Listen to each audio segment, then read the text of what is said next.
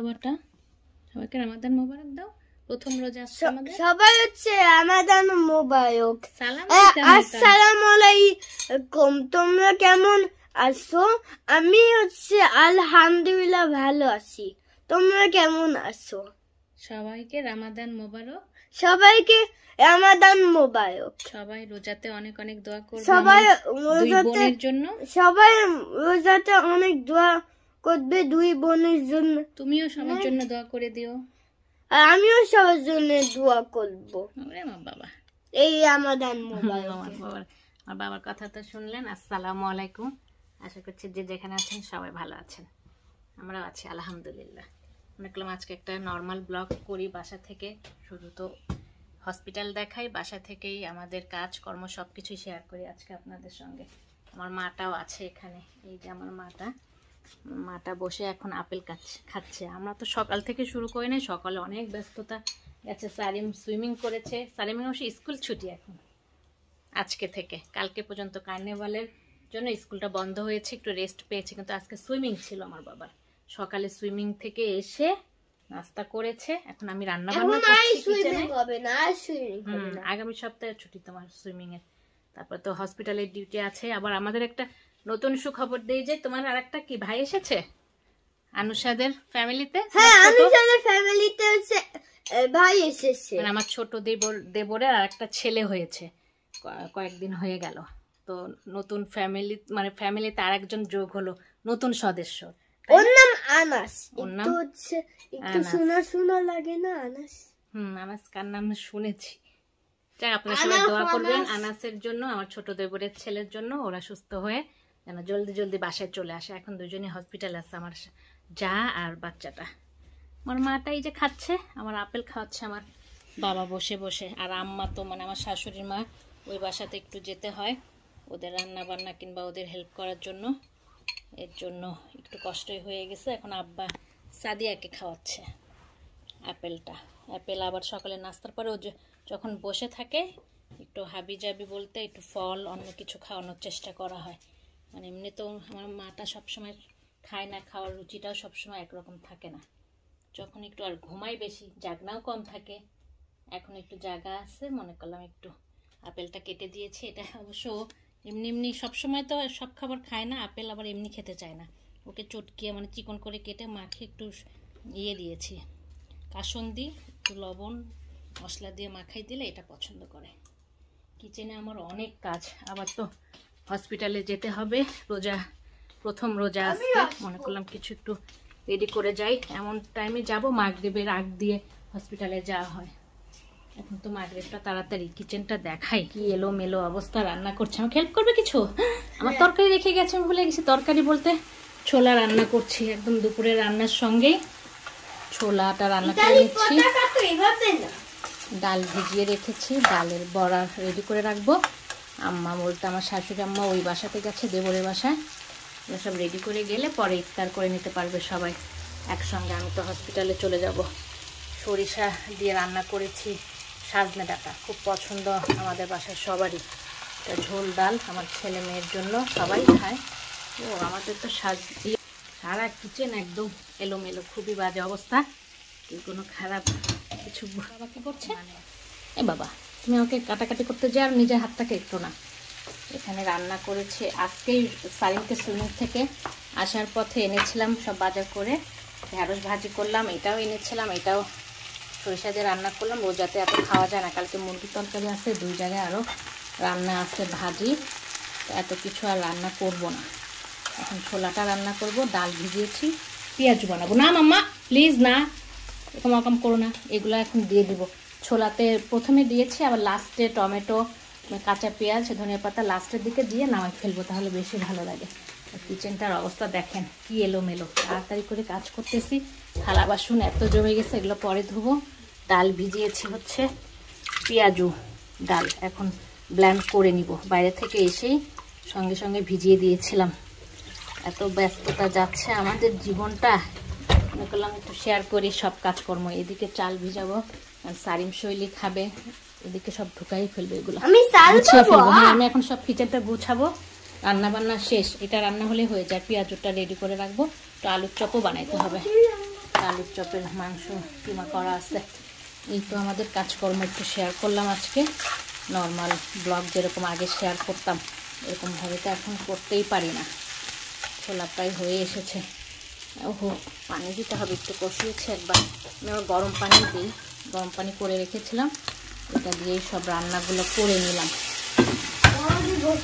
হ্যাঁ হ্যাঁ, তোমাকে গোসল করাবে, আপিকে গোসল করাবো, এখনো অনেক কাজ আছে। তারপরে দুজনকে খাওয়াবো, তারপরে হসপিটালের জন্য রেডি হব, নিজে গোসল করে নামাজ পড়ে।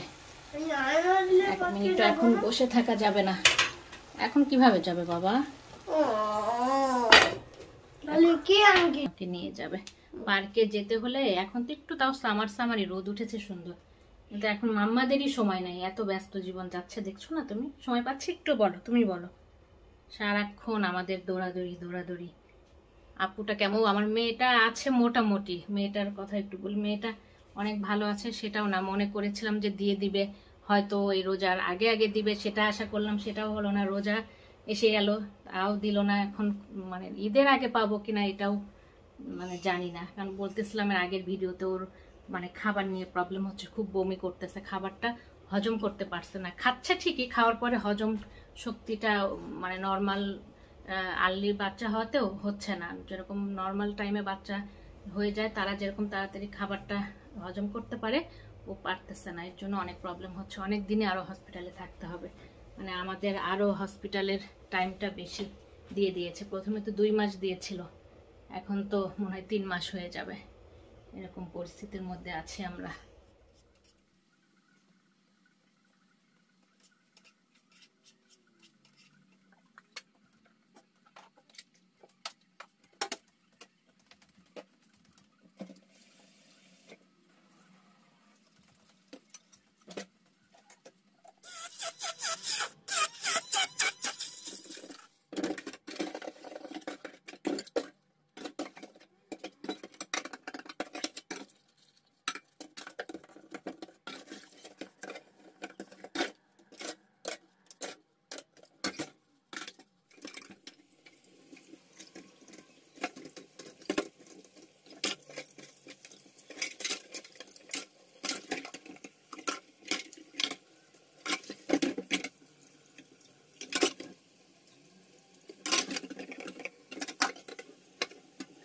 কিচেনের কাজ একদম গুছিয়ে মুছে নিলাম, যে এলোমেলো হয়েছিল সব দিকে একদম গোছানো শেষ। কাজকর্ম আমার কিচেনের শেষ।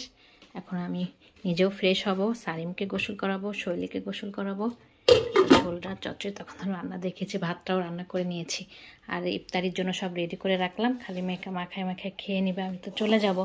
সালাদটাও রেডি করে রাখলাম, ফল কিছু কেটে রাখলাম।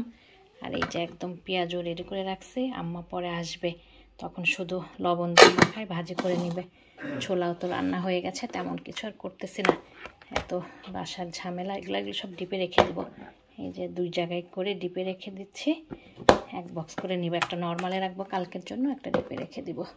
সব গোছানো শেষ। এখন নিজেও ফ্রেশ হব, বাচ্চাদের গোসল করাবো, খাওয়াবো, তারপর নিজে নামাজ পড়ে আবার হসপিটালে যেতে হবে। সারিম চলো মাম্মা, তোমাকে গোসল করায়, তারপর আমি গোসল করবো, আবার আপিকেও ফ্রেশ করাতে হবে। এই যে দুজনকে খাওয়ার নিয়ে বসবো, তারপর আব্বা বসে বসে আবার আমার মাকে দেখতেছে, পাহারা দিচ্ছে। চলো মাম্মা, তোমাকে গোসল করায় এসে, আপুকে করে এসে আমি নিজেও ফ্রেশ হয়ে আবার হসপিটালে যেতে হবে। আজকে কার্নিভাল ছিল, তখন বলতেছিলাম বাসাতে, তো রাস্তাতে সবাই মিছিল বের হয়।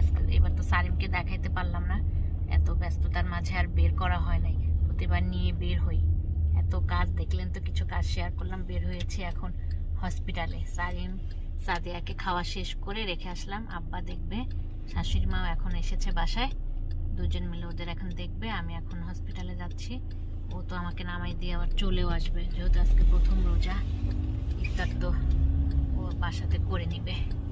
ব্যস্ততার মাঝেই তো যাচ্ছে, মনে হয় যে নিঃশ্বাস নেওয়ার মতো সময় নেই, এরকম দিনকাল যাচ্ছে আমাদের।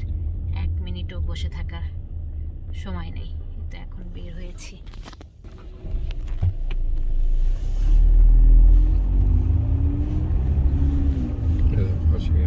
পার্সিং এর ড্রেস পরছে।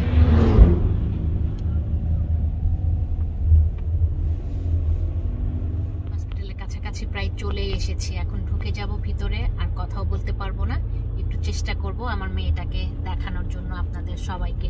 আমার মেয়েটার জন্য তো সবাই অনেক দোয়া করেন, আরো একটু বেশি বেশি করে দোয়া করবেন আমার মেয়েটাকে দেখে, যেন মানে এখন একটু দেখাবো, দেখতে দেখতে ভিডিওটাও শেষ করে দিব।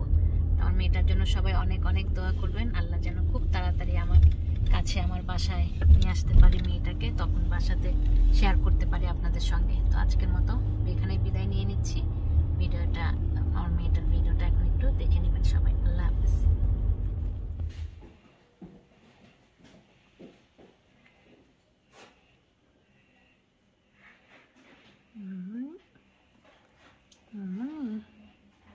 খাওয়াটা শেষ করে নাও আগে, তো শেষ করে না শোনা। শেষ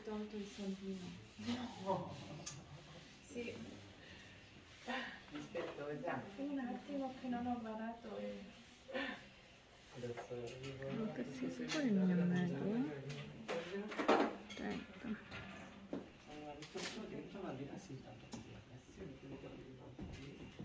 স্টপ করো, তারপরে ওই পাশ থেকে একটু করো, দেখো ক্লিয়ার আসে কিনা। তুমি সরে যাও, হ্যাঁ এই পাশে যে আলোটা আসছে এখন করো।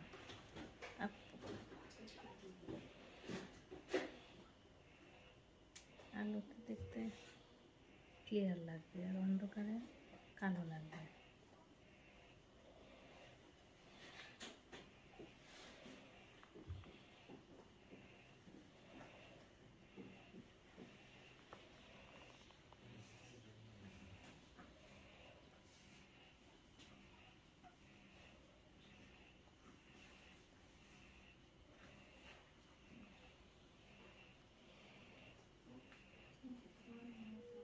Thank you for watching my video. আমার চ্যানেলটিকে ভালো লেগে থাকলে সাবস্ক্রাইব করবেন, বেল বাটনটিকে ক্লিক করবেন, লাইক করবেন, কমেন্ট করবেন, শেয়ার করবেন। ধন্যবাদ।